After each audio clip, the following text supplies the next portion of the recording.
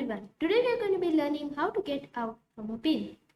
Now if you don't know what is a pin, then you can check this video out here to know more about the pin. Now let's get into it. Now mostly before your opponent pins your piece, you usually play h6, or if it's on this side you play a6. Well, even if you play another move and your opponent still pins your piece, you can still go back and unpin this piece. And even if you still don't protect it with the bishop, and after some moves your piece gets pinned, then playing at h6 and then g5 is not a good option. Well, if you had castled the other side, then h6 g5 you could play, but here your king is getting weakened.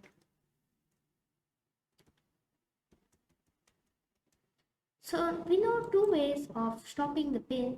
One is either we stop the pin directly, or we can take our piece back and stop the pin. So now let's see some unique example of how to get out of a pin.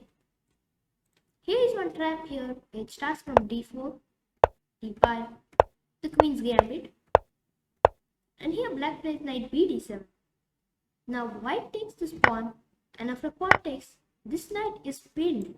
So white decides to take this pawn, but it's not a good move because we can play knight takes d5, keeping our queen hanging.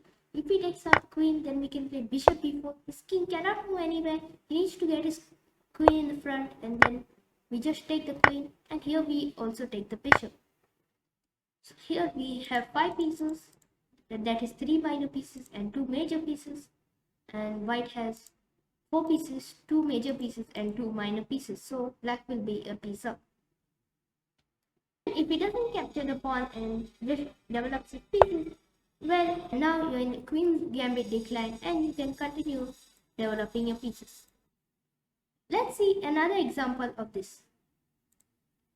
Here white starts with e4, e5, knight to f3, knight to c6 and bishop to c4, the Italian game.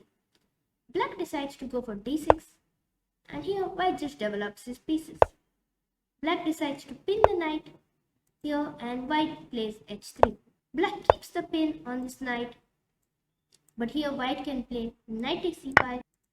If you take the queen, then you can play bishop takes f7, giving a check. It's protected by the knight. He cannot go to d7 also because of the knight, and he only has one option, and we play knight d5 and it's a checkmate. And if he decides not to take the queen and take the knight instead, then we can play queen takes h5, and after he takes our bishop we can play queen to b5, and it forks the king and the knight. Thanks for watching. I hope you enjoyed this video.